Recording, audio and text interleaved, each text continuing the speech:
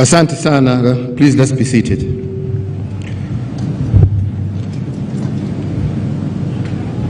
All protocols observed, ladies and gentlemen, all Kenyans, let me begin by wishing each and every one of you a very happy Jamhuri Day. Today, indeed, I am delighted and privileged to host the 57th Jamhuri Day celebrations here at Uhuru Gardens, the People's Gardens. This is the exact place where the Union Jack of the British colonizer was lowered and our national flag hoisted at midnight of the 12th of December 1963. And as we hoisted our national flag here at this People's Garden in Nairobi, one of our heroes by the name of Kisoi Munyao raised the same flag at midnight of Independence Day at the peak of Mount Kenya, this being the highest point in our land where we wanted to declare to one and all that Kenya was finally independent. The joy of December 12th is that we celebrate two critical milestones of our independence journey. And I say so because the transfer of power from the British to our founding fathers took place in 3 steps over a period of 18 months. The first step was achieved after the May 27th election of 1963. This election ushered in our self-rule on June the 1st of 1963, and with this step, the first Prime Minister of Kenya, Mzee Jomo Kenyatta, became the head of government. But the Queen of England still remained the head of state, and this meant that we were free, but not yet totally free. Indeed, 6 months later, the second milestone was achieved when we gained independence on December 12, 1963. On this day, here, we hoisted our national flag and played our national anthem for the first time. And as we did this, we were reminded that our national flag is not just a piece of cloth decorated with ink or some sentimental display of colors without history. Our flag is a symbol of the national wounds and scars that we bear from the Liberation War. It is a picture of the battles that were fought, those that were won, and indeed those that we lost. And because the ultimate act of every great warrior is to lay down his weapon, the shield and spears on our national flag symbolize victory. But even with independence, a national flag and a national anthem, the Queen continued to serve as Kenya's head of state. It took us 1 full year to get to the third and final milestone of our liberation. And this happened on December 12th, 1964, when the Queen vacated her position as head of state, and with this act, Kenya transitioned into a full republic or jamhuri, making the total liberation of our country. On this memorable day in 1964, we returned to this garden to launch the Republic of Kenya and inaugurate its first president. And on the same day, the Governor General became the last expatriate occupant of Government House here in Nairobi. To commemorate this change of guard, the first president planted a mugumo tree at the exact spot where our flag had been hoisted at midnight of December 12, 1963. That 57-year-old tree still stands tall and proud to my right as a symbol of our struggle that dates back over 100 years.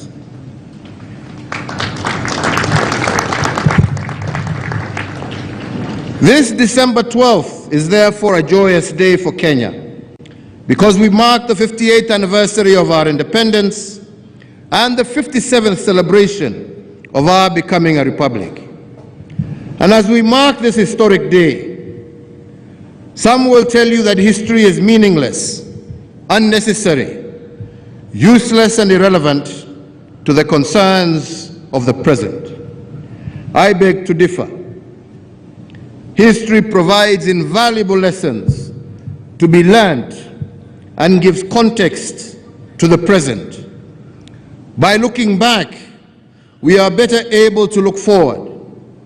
Learning from the past means that we can build on its good, avoid its mistakes, and most importantly, it is a constant reminder of the ugly, so that even as we forgive, we must never forget. Fellow Kenyans, why did our founding fathers choose Uhuru Gardens as the place to celebrate Independence Day in 1963 and the Republic status in 1964? Why did they want generations to memorize about our history, the untold atrocities visited upon our people, and all the evil associated with colonial rule? This ground on which we stand today were at one time also known as the Langata concentration camp. During the Liberation War, this concentration camp was the most notorious clearinghouse for our liberation fighters.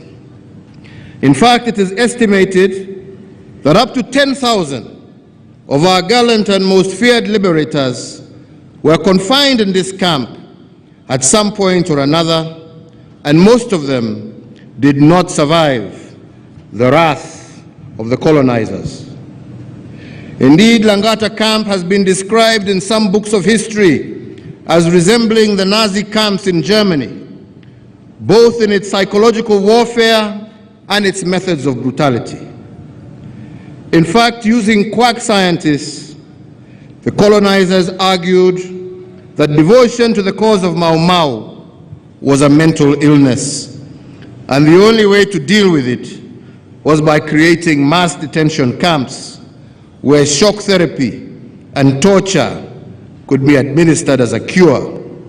And that was part of the logic they used to create the Langata concentration camp where we are seated today. So by creating this garden as a place of remembrance, our founding fathers wanted generations to recall the darkness of our colonial past, but not to be stuck in the pessimism that dark memories can breed. They wanted us to turn darkness into positive energy, the way they did it in concentration camps.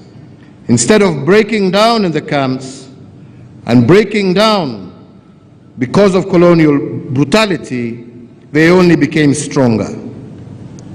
But there are other reasons also why our founding fathers brought us to this place of national remembrance. Each time we gather here, they wanted us to face our national fears and demons with courage, more so because no condition can be considered permanent. They wanted us never to question in the dark decisions we made in the light, mainly because the long walk to freedom was a walk of faith. Most of our liberators had no idea whether or when freedom would come. In fact, many confessed in their memoirs that many times they had doubt that their cause would ever see the light of day. And although their walk to freedom was long and hard, the only thing that sustained them was the burning conviction of the righteousness of their cause. They were troubled on every side, but never distressed. They were perplexed, but they never fell into despair. So, fellow Kenyans, when we congregate at this place of remembrance, we are all called on to renew the soul of our nation. We are called to appreciate the pain felt and sacrifices made by those who went before us. the fallen soldiers and heroes buried in unmarked graves in prisons and camps all over our country. And that is why the project under construction behind us was initiated. Apart from being a place of remembrance and healing, this place will be an arena where the past, the present, and the future will converge. When Kenyans walk through the Heroes Boulevard, their spirits will be edified by the sacrifice our liberators made. And at the end of the boulevard, there will be the tomb of the unknown warrior, a warrior whose name we do not know, although he died in battle for our country, and a warrior whose mother let him go, and both mother and son sacrificed so that we can be free. Once completed, this place of history will rekindle memories of our armed struggle and also the good, the bad, as well as the ugly of our history. At the Hall of Legends, it will bring alive our legendary ancestors, including Mzee Jomo Kenyatta, Mekatalili wa Menza, Koitalel Arap Samoei, Jaramogi Oginga Odinga, Nabongo Mumia, Laibon Lenana, Dedan Kimathi, among many others. At the Tunnel of Martyrs, we will have a solemn memorial to each and every Kenyan who has lost their lives in the many watershed moments. This will range from the First to the Second World War, all the way to the victims of the post-election violence of 2008. In the rope gallery of this museum, a named rope will be dedicated to every one of the 1,090 heroic souls that were hanged during the colonial era. And at the Moments of Darkness gallery, we shall display the history of our country, of our lowest moments, the moments that we regret but are part of our history. But not all the galleries will be sad news. The Hall of Innovation in this museum will celebrate the brilliant, game-changing ideas produced by Kenyans. This hall will speak to the future and how our past has guided it. And the hall, again behind me, marked by a pointed spear, will characterize our latest exploits, our moments of great hope and national pride, and our bold path into the future. So fellow Kenyans, this place will be a book of history, an illumination of the future, weaved in hope, written in pictures, sculptures, and historic artifacts. And although the place of remembrance will also be a place of pain, it will also be an altar for historical forgiveness. As Kenyans walk through the galleries of the heroes and legends, they must forgive those who trespassed against them. However, they must also heed the call from our founding father when he said, "We will forgive them, but we will never forget." We must forgive our transgressors, but we must never forget their name. Fellow Kenyans, finally our founding fathers brought us to this garden of remembrance to teach us that nation building is not a sprint, it is a relay. No single person or group of persons can make this undertaking alone. Liberation was achieved because it was a product of teamwork. And it must be recorded that the founding fathers were not a team because they worked together. They were a team because they reinforced each other and had deep respect and trust for one another. They taught us that nation building is like building a house. This endeavor is a product of teamwork and not individualism. They built a firm foundation for a prosperous Kenya. Others amongst them built the walls and others roofed the house. Everyone had a role to play, and no role was greater or lesser than the other. The same is true today as it was then. We are building a house called Kenya, and there is no place for one-manism in this project. It is the collective work of every able-bodied Kenyan. And yes, we will disagree at times, but in our disagreements, we must always remain respectful. In fact, respectful disagreements are what lead to reconciliation. More so, because when we disagree, it is a sign that we are making progress. The making of a nation and the building of a house are a living process. They cannot be static and must be dynamic. Errors are made sometimes, and renovations must correct them after the house is completed. Indeed, in the recent past, in December of 1991, it was established that the one-party system was a design error in our nationhood, and the advancement of the Republic had outlived its usefulness, and we made renovations and changed the system. In 2007, we ran into another defect in our nation-building project, and we discovered that the politics of exclusion, in which the winner takes all, was not good for our country, and we were bold enough to change our constitution and expand the executive in order to accommodate the excluded. And indeed, when the former Prime Minister, Right Honorable Raila Odinga, and I shook hands on March 8th of 2018, it was because we saw a crack on the wall of our nation. We had run 2 elections that costed the country in excess of 1 trillion shillings. These losses made us see that we were staring at a nation divided right in the middle.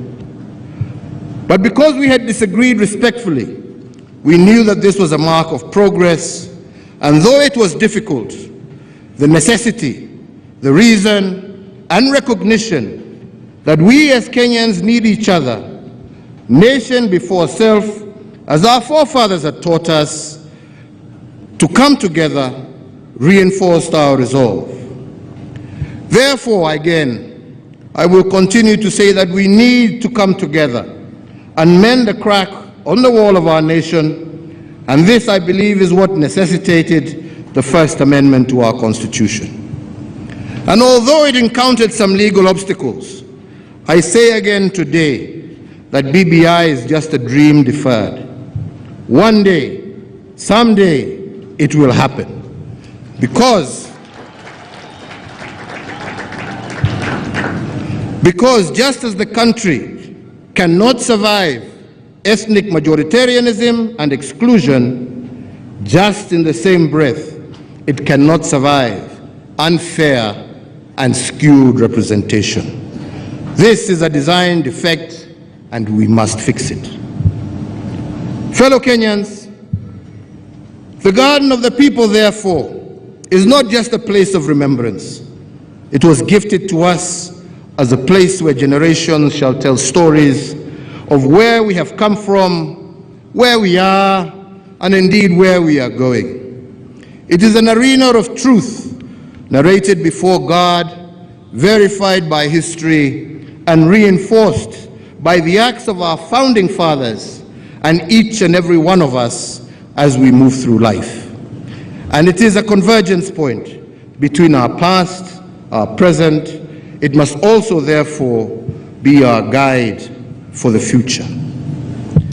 Allow me, as I conclude, to give a thought towards that future.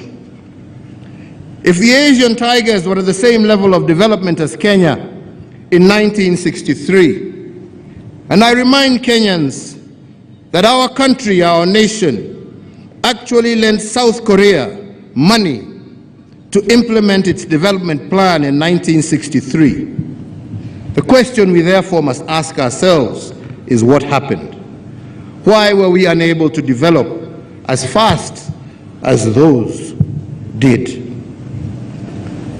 This future did not happen because we failed to plan for it.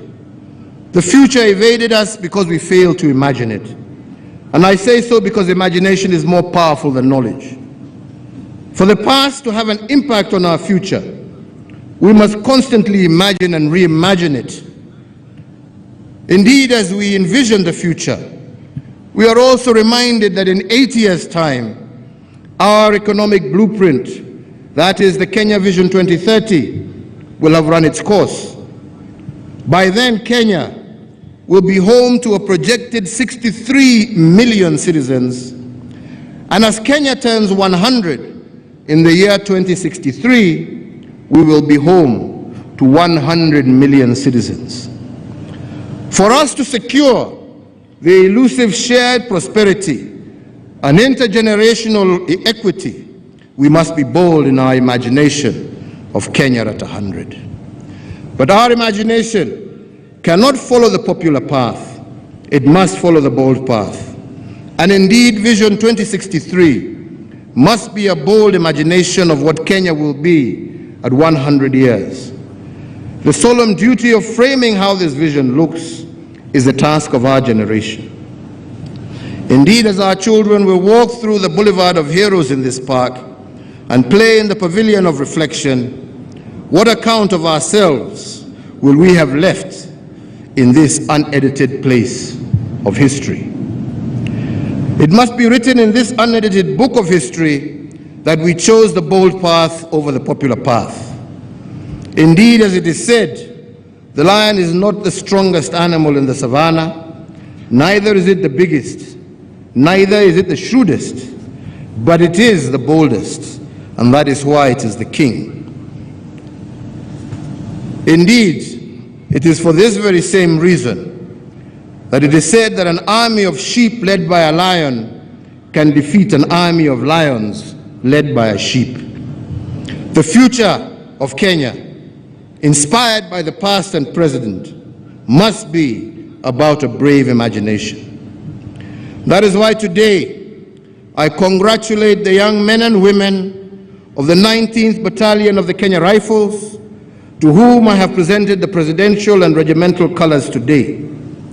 We must celebrate our defense forces because when they go to war in the defense of our borders, they know too well that they will either return hoisting our national flag or return wrapped in our national flag. This takes boldness and dedication. So, fellow Kenyans, as I now end my address, I want to remind of a promise I made on the 20th of October 2021, where I directed the Ministry of Energy to fast-track the implementation of the recommendations of the Presidential Task Force on Power Purchase Agreements. I am pleased to note that the pathway to reduce the cost of electricity by over 30% is on course. In honor of this pledge to the nation and response to the concerns of the high cost of electricity raised both by individual customers and enterprises, I am pleased to announce to the nation that the reduction of the cost of electricity will be implemented in 2 tranches of 15% each, with the first 15% achieved through initial actions focusing on system and commercial losses, and this will be reflected in people's bills in December of this year. A further 15% reduction will happen in the first quarter of 2022. In realizing the second tranche of reduction in power bills, I note that the Ministry of Energy and other government departments have initiated engagement with independent power producers aimed at renegotiation of power purchase agreements so as to give our country better value for money for our consumers. I urge the power producers to demonstrate goodwill as we seek to make our energy sector a greater catalyst of our national development. So as we move to the new year 2022, I would wish to leave you with the words of our founding president as he wished our new republic a Merry Christmas 57 years ago. And in it he urged our good men and women to be of service to their fellow countrymen. And indeed his New Year message was, and I quote, "Let everyone who is educated teach others to read and write. Let every man who is healthy help a man who is sick. Let every man who has work find some prospect for a man that is poor and not employed. Let service be our inspiration for the future," end of quote. And with this message, I wish you all a Merry Christmas and a prosperous 2022. Asanteni sana wenzangu. Leo nimesema sitaongea mengi. Juzi nilipata nafasi kule bunge ya kutaja mambo mbalimbali ambayo serikali ambayo naiongoza tumeweza kuyatenda. Siku ya leo ni siku ya kukumbuka mashujaa, wale ambao walipigania uhuru wa taifa hili letu la Kenya, wale ambao wamepigania demokrasi ya taifa hili letu la Kenya. Na hapa ambapo tulipo ni pahali ambapo patasaidia sisi kama Wakenya kujikumbusha mema na mazuri ambayo tumeweza kuyatenda, yale mabaya ambayo tumepitia na ambayo tuwatakikana tusome ndio tusirudie, na pia yale maovu ambayo yametendeka ambaye lazima kama nchi tujikinge na tuhakikishe ya kwamba hatuwezi tena kurudi kwa umwagikaji wa damu. Ningependa nichukue fursa hii kushukuru wote ambao tumefanya kazi pamoja na wao katika huu mradi wa kujenga hii Uhuru Gardens.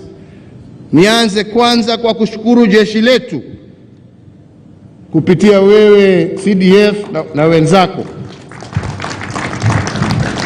Jeshi limejikaza kabisa pamoja na wengine, na tujue ya kwamba hata ule mtu ambaye amechora na wale ambao wamekuwa ma-engineers wote ni wananchi na watoto wa jamhuri hii yetu ya Kenya, na tunawashukuru na tunasema ya kwamba mbele ya mwezi wa 4 mwaka ujao tutarudi hapa kufungua museum ambayo iko hapa na kufungua hii uwanja kikamili kwa wale wote, wananchi wote, watoto wa shule bila malipo waweze kutembea, wajionee historia yao, wajionee pahali ambapo wametoka, wajifunze kutoka babu zetu, na waweze kujua pahali ambapo wangependa kupeleka nchi hii.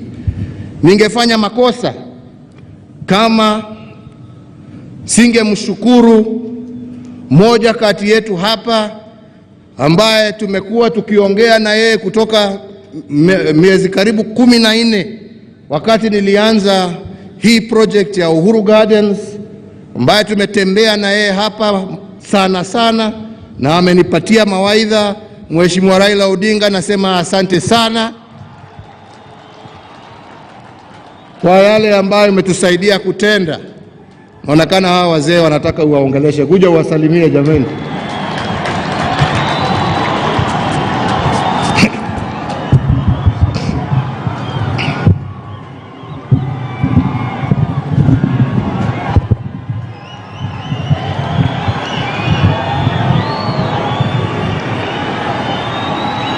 Your Excellency, Rais wa Jamhuri wa Kenya,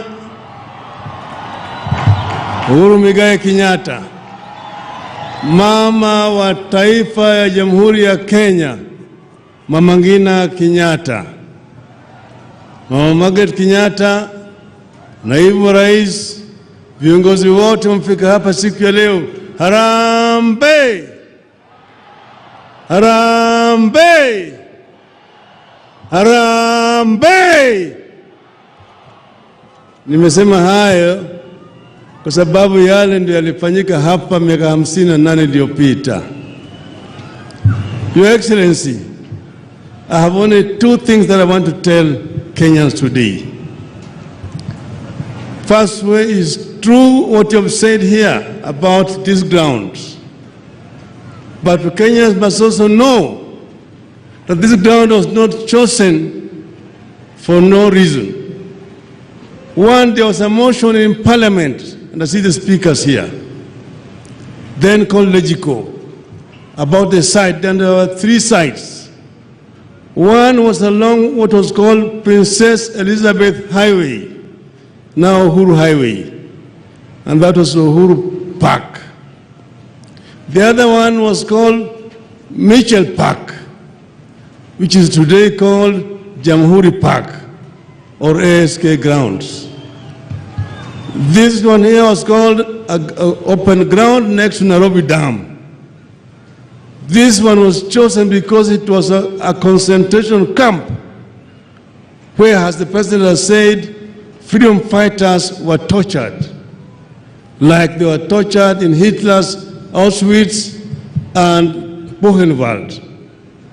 Here, next to the Western Hotel, which is part of this ground, in Langata Primary School, there are torture chambers which have been preserved by the Museum of Kenya for people to know where we are coming from. Your Excellency, what you've done here is great. I'd asked you when you went to Namibia to go and look at what they have done. When you came back, you told me, we will do better. We will actually come up with the best in Africa. How we are going to remember our past. There are those who say, forget about the past, we want to look at the future. The past is very important because if you don't look at the past, you are likely to repeat the same mistakes made in the past. And here, Your Excellency, you say that you want history unedited here. People will come to know who Wayaki Wahinga was, who Haridhuku was, and so many of those our heroes here. Many of Kenyan patriots have worked here, historians, geologists, anthropologists, political scientists, architects, engineers have worked here, and people are going to be surprised at what you've done here. It shows your vision for this nation, of our country. So we, therefore, Your Excellency, I want to congratulate you in front of fellow Kenyans here for the work that you've done that will only be recognized many years after you've left office.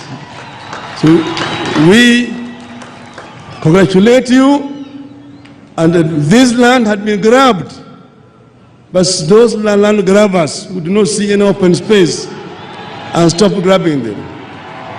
But you managed to retrieve it back for the benefit of our people, and it's going to remain truly Uhuru Gardens, where we also are going to bury our heroes and remember them for posterity. I thank you.